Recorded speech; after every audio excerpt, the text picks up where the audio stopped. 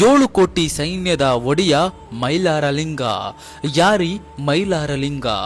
ಯುಗ ಯುಗಗಳ ಹಿಂದೆ ಮಣಿ ಮತ್ತು ಮಲ್ಲ ಎಂಬ ರಾಕ್ಷಸರ ಅಟ್ಟಹಾಸಕ್ಕೆ ಭೂಮಿ ತತ್ತರಿಸಿತು. ಬ್ರಹ್ಮನನ್ನ ಕುರಿತು ತಪಸ್ಸು ಮಾಡಿದಂತಹ ಮಣಿ ಮತ್ತು ಮಲ್ಲ ತಮಗೆ ಯಾರಿಂದಲೂ, ಯಾವ ಪುರುಷನಿಂದಲೂ, ಯಾವ ಆಯುಧದಿಂದಲೂ ಸಾವು ಬರಬಾರದು ಎಂದು ಕೇಳಿಕೊಂಡರು.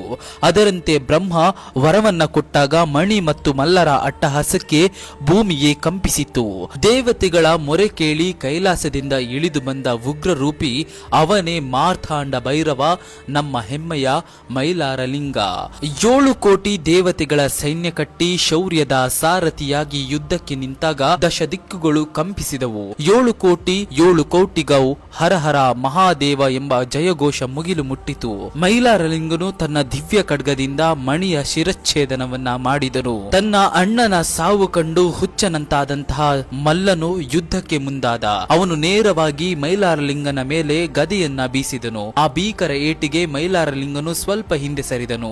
ದೇವನು ಕ್ಷಣಾರ್ಧದಲ್ಲಿ ಚೇತರಿಸಿಕೊಂಡು ತನ್ನ ಶೂಲದಿಂದ ಮಲ್ಲನ ಎದೆಯನ್ನ ಸೀಳಿದನು. ಮಲ್ಲನು ಕೆಳಗೆ ಬಿದ್ದಾಗ ಆ ರಾಕ್ಷಸನ ದೇಹದಿಂದ ಕಪ್ಪು ರಕ್ತ ಹರಿಯುವ ಬದಲು ಹಳದಿ ಬಣ್ಣದ ಭಂಡಾರ ಹರಿಯಿತು.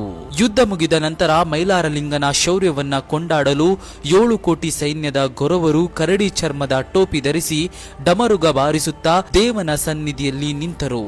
ದೇವನು ಶಾಂತನಾಗಿ, ವರ್ಷಕ್ಕೊಮ್ಮೆ ನಾನು ಈ ಗೊರವರ ಬಾಯಿಯ ಮೂಲಕ ನನ್ನ ಭಕ್ತರಿಗೆ ಲೋಕದ ಭವಿಷ್ಯವನ್ನ ಹೇಳುತ್ತೇನೆಂದು ಮಾತು ನೀಡಿದನು. ಅಂದಿನಿಂದ ಈ ರೋಚಕ ಕಾರ್ಣಿಕ ಪದ್ಧತಿ ಆರಂಭವಾಯಿತು.